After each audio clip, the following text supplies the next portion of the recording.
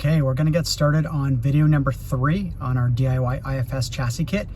I'm gonna pull around to the back of TMR here and pick up some parts. The next parts I'm working on are the A-arm fixture. So it's for the front A-arms, one fixture. It's gonna work for the left side and right side, upper and lower A-arms.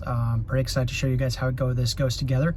It's a pretty massive piece, and building this fixture is gonna be involved in itself. So I'm gonna swing around to the back and let's get those parts. Back to TMR here. Do not tell anybody I came back here to pick up the parts, but I'm nicely greeted by Tony. Tony, how long have you been at TMR? Almost 4 years. And what's the best part about working at TMR? Everything. Everything. What a good answer. Okay, cool. So Tony's got this A-arm fixture for me here. She's gonna help me load up these pieces, and let's get to it. Okay, we'll see you, Tony. Hi, guys. Okay, so that's all the parts here. We got, ooh, it's nice out. 4 laser cut packs of parts and 1 box here with a whole bunch of spacers. So let's get rolling.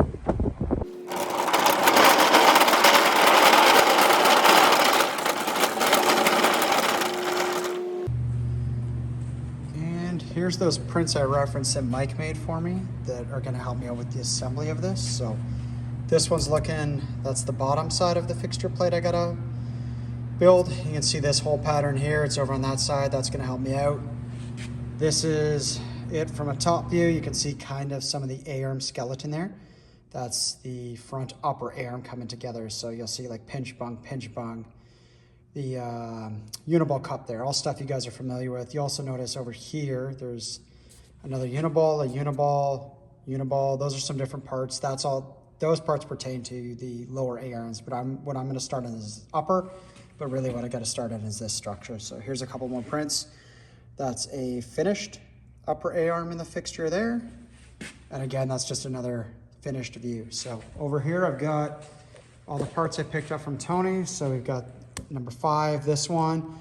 And I've got kind of 3 more packs of laser cut parts, long upright, short upright, fixture sides, and welding spacers. So I'm gonna start unboxing all these parts, kind of keep them together in groups as they are, and start sanding them out, deburring them, just like we've done with everything else in the first 2 videos.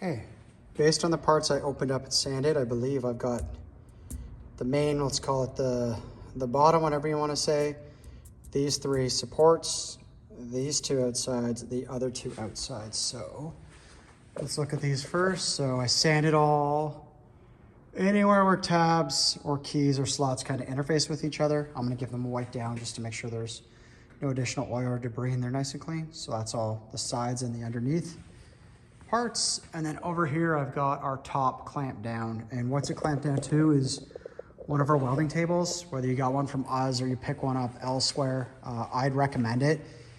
It's a good way to ensure that that top sheet's flat, because this sheet's not perfectly flat coming off the laser. Obviously heat was introduced into that part, and now it's got some crown or bend to it. So if you've done a good job building this, and this is just one of our benchtop versions, you can see I've just got it chucked up on actually one of my first welding projects. This old, it's just a, I think it's a 4x4 roughly table, and this is a 2x4 benchtop table. So then I've just got clamps in place, started essentially at the center and one end and worked my way around.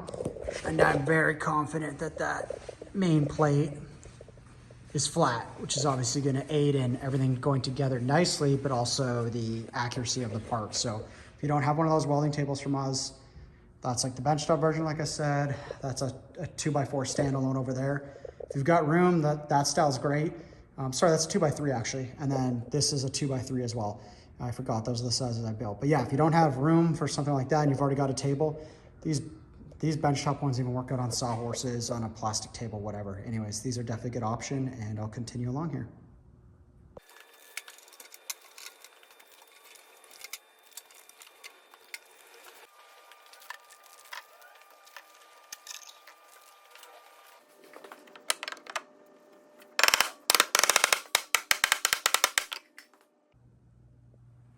And there's the 3 rails fit in. You saw I probably had to tap the one in. The keys on these are extremely tight, so I will follow up by saying definitely was a good idea to sand all the burrs out of those like we did earlier. That helped the fitment, but yeah, you might need to give them a little tap to get them in. And then in terms of checking if they're square, I just use these guys I check the ends, the middle, the other end, and yeah, everything's down tight. There's no gap under there. You can check that with a flashlight. You can essentially shine a flashlight here. If you see light coming through here, then you know that's probably not sitting down. That's something we detail a lot of in our weld tables. But yeah, these are in. My thought next is to tack weld them. So just some small tacks on the inside, hold them square. And I believe I'm gonna need to flip this over after that to put on the side rails. I might be able to work in this setup, we'll see, but I'm gonna get those tacked in there and that's next.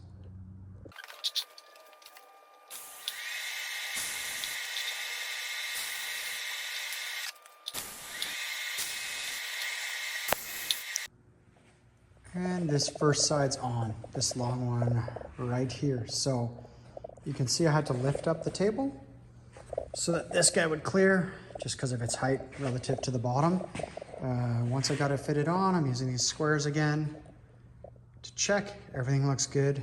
On these keys, I had to massage them ever so slightly. Using one of these, lots of different ways to do it, but I'd say I added maybe a 30 thou chamfer. I'll show you when I do the other side. I'll do them all, but it just allowed me to get this one started. This one went on fine, and then I'll work my way along. Now that they're all fitted in, I think I'm gonna tack that up, and then I've got to do a little bit of repositioning with my table here to get this main plate to overhang this side. It's very close, and then I can get that next side on. So on to a little more tack welding. Here's what I meant by chamfered slightly these keys. I'll do one here in front of you so you can kind of see the size.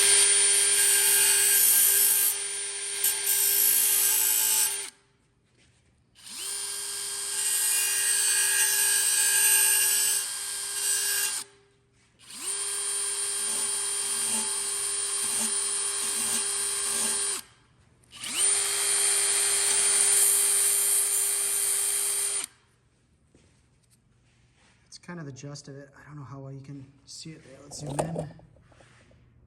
But yeah, I essentially knocked off, call it. Let's see if this zoom will work better. Focus. There we go. Knocked off kind of a 16th, not even, a third. Yeah, probably about 30 thou side. And then I'll allow that key to fit on. So I'm gonna go ahead and do that to all keys on that level. And the other 2 up here.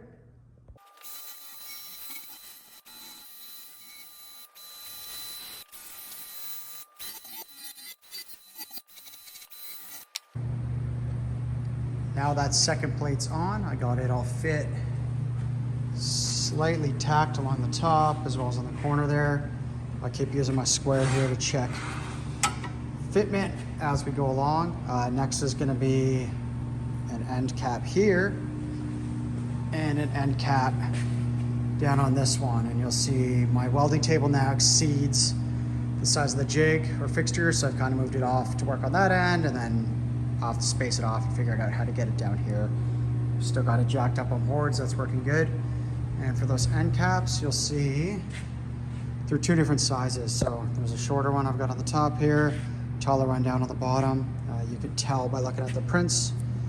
Shorter one on this end, taller one on that end. And in terms of the keys, they're cut so that you can't mess it up. You couldn't put the short side on the long side and vice versa. So next step will be get these fit, get these tacked in place on both ends. There's the 3rd panel or end assembled, and now I'm working on the 4th. And I want to show you guys a trick I noticed. When you are chamfering those keys or giving them a little bit of love to get everything to fit, I take the plate and basically tap it on with a mallet. So get it to fit here, work your way along to the middle, then the ends tap it on. At some point it might come to a stop because it's held up by something, but the key is, if you look, you can see like a scuff there, a scuff there on the inside, a scuff there on the inside. That's kind of the witness mark, and that's showing you where the 2 plates are interfering. So then I go back, give that a little bit more love with the sander, and tap the plate on again. take your time and you're gonna have a good fit. But yeah, those marks or scuffs are super helpful for determining where your fitment issue is or where you've got a little bit of interference. The force side is on this fixture, which was this one here. That was the last one I was working on. And the fitment of this thing is great. There's no gaps anywhere, which leads me to believe it's super square and accurate. There's the third side. And the fourth, checked basically all these faces with one of my squares. On the inside, everything looks great. So next step's gonna be add some more weld to all these plates, make sure everything's locked in place, because we're gonna be using this fixture to do some of the welding on the A-arms, not just the fitment. Some of the welding's gonna be done in the fixture, and obviously I wanna make sure this thing's rock solid, that this plate's not gonna pull away or anything like that. So I'll get everything linked up with a bunch more welds and I'll show you that.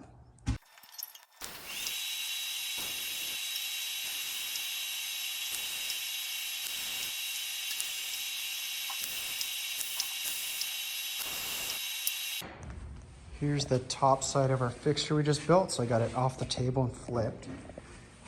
And that's another pic of it there. And what we're gonna build now is these plates here. So typical, they're gonna need their sanding treatment so everything goes together nice. Gonna use that see-through wheel.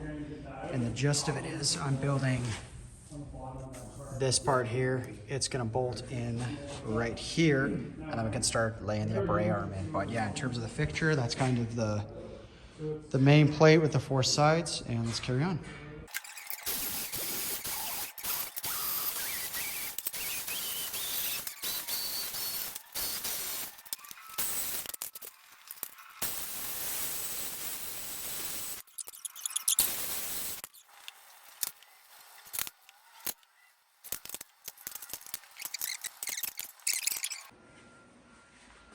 Just finished welding this piece for the upper A-arms, so next deal will be to drop it on top of the big fixture plate, and I think we'll get into those upper arms.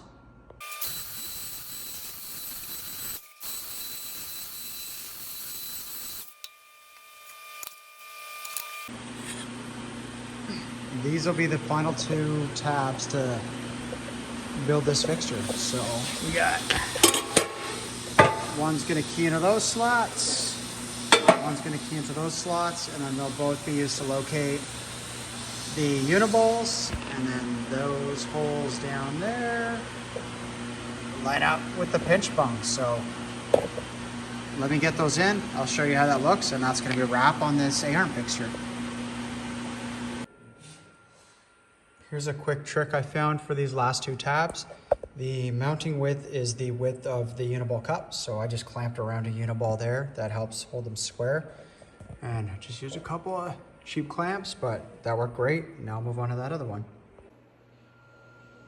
And that's a wrap on this video for our A-arm fixture. So hopefully you guys enjoyed it, learned some stuff about the process and whatnot. If you're building one of our chassis, hopefully you find this super useful, or if you're just interested in fabrication, how we do things here at TMR. So comment on the video, let us know what you're into, what you want to see more of. But yeah, hopefully you found that useful. And next up in this series on our IFS kit chassis will be the upper A-arms. See you soon.